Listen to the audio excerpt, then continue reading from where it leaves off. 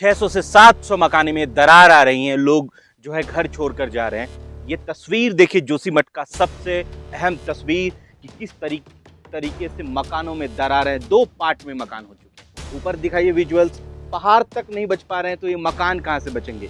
सामने कई घर है, कई जिंदगियां हैं जो इस समय जद्दोजहद कर रहा है। अब ये भयभीत करने वाला और खतरनाक आपको दिख रहा है, मुझको दिख रहा है, इनको दिख रहा है, मकान मालिक को दिख रहा है, रोज बढ़ रहा है, ये भी हमको दिख रहा है। प्रशासन को ये रोज बढ़ता हुआ नहीं दिख रहा है। हमारे जो प्रशासन के सबसे बड़े अधिकारी हैं वो कुछ दिन पहले बयान दे चुके हैं कि अब दरारें जो है बढ़ नहीं रही हैं और यहाँ लोगों की ज़िंदगी पर बनाई है। वो अभी मैं पढ़ रहा था 2 फीट से ज़्यादा, वो कह रहे हैं 2.5, 2 फीट से 2.5 फीट के बीच में जो है ये नीचे चला गया है। वो कह रहा है कि ग्राउंड में जो है उनसे ये बात कही है एक जियोलॉजिस्ट ने, जिसने ग्राउंड में नापा है। दूसरी बात वो ये कह रहा है कि इसरो का जो डेटा है उन्होंने जो है वर्टिकल या हॉरिजॉन्टल डेटा लिया है।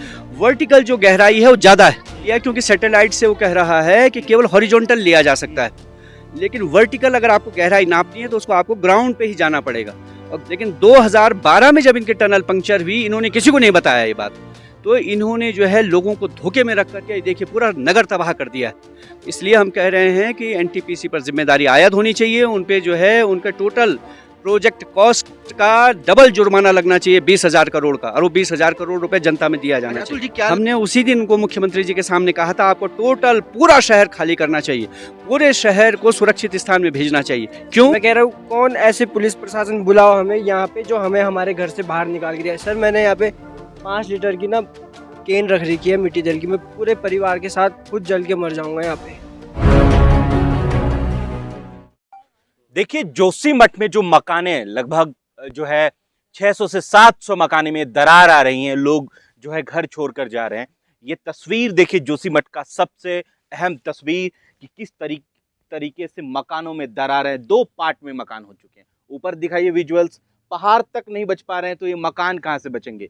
सामने कई घर है, कई जिंदगियां हैं जो इस समय जद्दोजहद कर रहा है, और मकान मालिक भी कई जद्दोजहद कर रहे हैं। इसमें हमारे साथ अतुल सेठी साहब हैं जो जोशीमठ बचाओ संघर्ष समिति से जुड़े हुए हैं।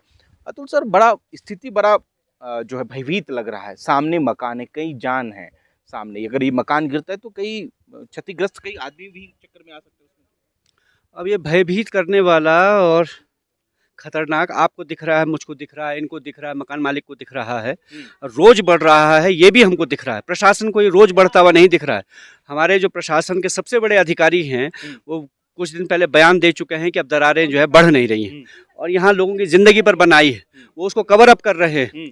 उन्होंने इसरो की तस्वीर हटा दी, वहाँ से इसरो ने जो डाटा दिया वो हटा दिया, वो डिलीट कर दिया। आज अभी मेरे पास टाइम्स ऑफ इंडिया आया है, टाइम्स ऑफ इंडिया की खबर लगी है कि जो ये कह रहे हैं कि 5.4 या 5.5 और या 14 पॉइंट समथिंग डेटा वो नहीं है। वो कह रहे हैं कि ग्राउंड रिपोर्ट ज़्यादा खतरनाक है। अभी मैं पढ़ रहा था 2 फीट से ज़्यादा, वो कह रहे हैं 2.5, 2 फीट से 2.5 फीट के बीच में जो है ये नीचे चला गया है। इसका कहना है टाइम्स ऑफ इंडिया वाले का, और वो कह रहा है कि ग्राउंड में जो है उनसे ये बात कही है एक जियोलॉजिस्ट ने, जिसने ग्राउंड में नापा है। दूसरी बात वो ये कह रहा है कि इसरो का जो डेटा है उन्होंने जो है वर्टिकल या हॉरिजॉन्टल डेटा लिया है। वर्टिकल जो गहराई है वो ज़्यादा है, हॉरिजॉन्टल जो उन्होंने लिया क्योंकि सैटेलाइट से वो कह रहा है कि केवल हॉरिजॉन्टल लिया जा सकता है, लेकिन वर्टिकल अगर आपको गहराई नापनी है तो उसको आपको ग्राउंड पे ही जाना पड़ेगा। और ग्राउंड पे जो है एक जियोलॉजिस्ट ने नापा है और उसके बाद उनको बयान दिया है, किसी के बयान के आधार पर वो ये कह रहे हैं। तो अगर ये बात है तो और गंभीर बात है। कई इंस्टीट्यूशन भी काम कर रहे हैं यहाँ पर, इंस्टीट्यूट कई जो है काम, उनका कोई रिपोर्ट आपके पास है?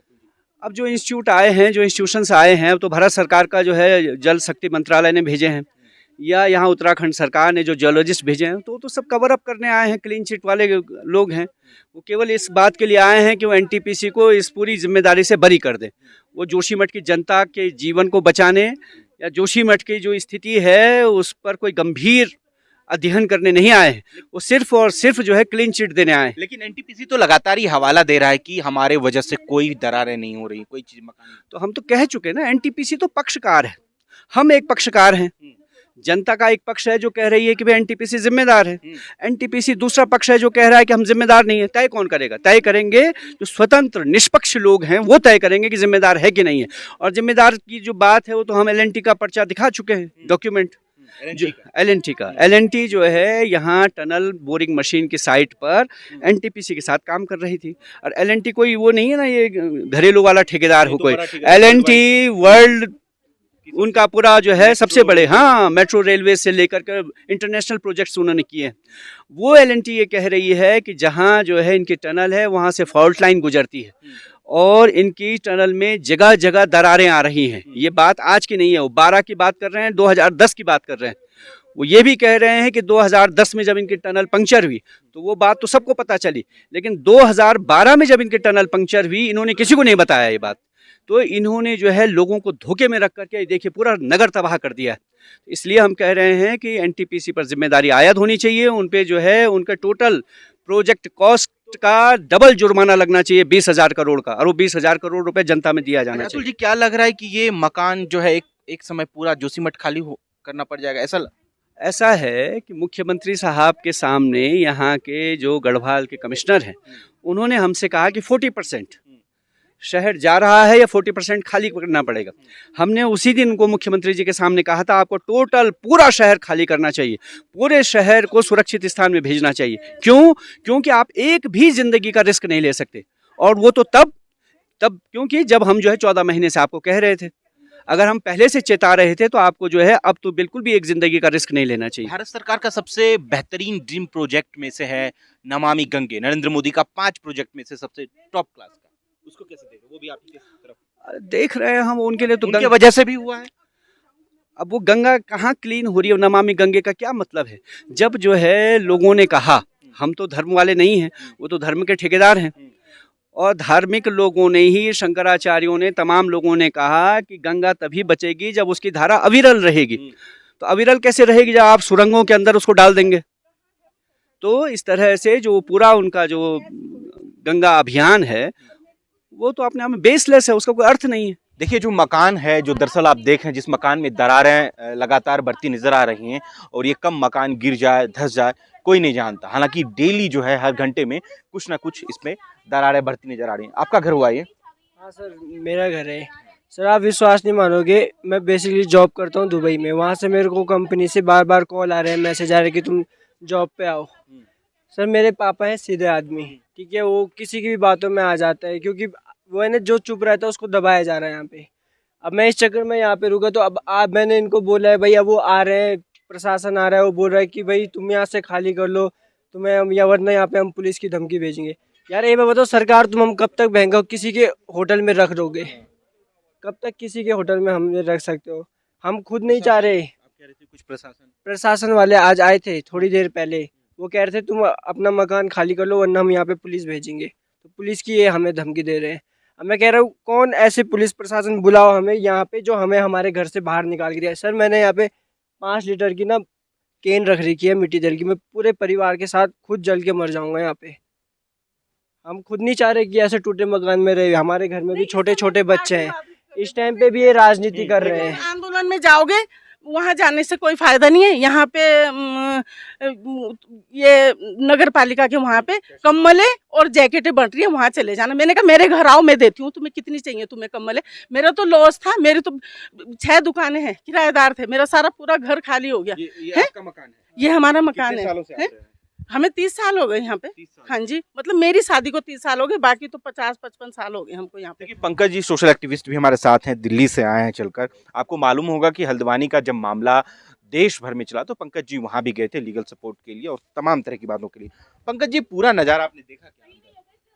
देखिए 60 से अधिक टनल बनाए गए, और ये प्रधानमंत्री जी ने का जो ड्रीम प्रोजेक्ट था, वो ड्रीम प्रोजेक्ट के कारण ही मेन समस्याएं आई हैं। और सबको पता है कि एनटीपीसी,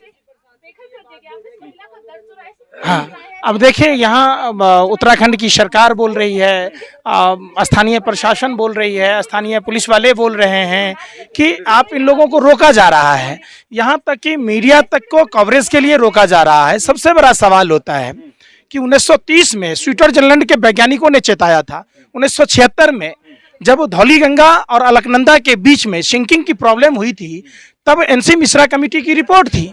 तो इतने बड़े प्रोजेक्ट को आखिर किसके अनुमति से, कहाँ था अपन पर्यावरण मंत्रालय, कहाँ थी मोदी सरकार, कहाँ था ग्रीन एनजीटी, कहाँ थी उत्तराखंड की। देखिए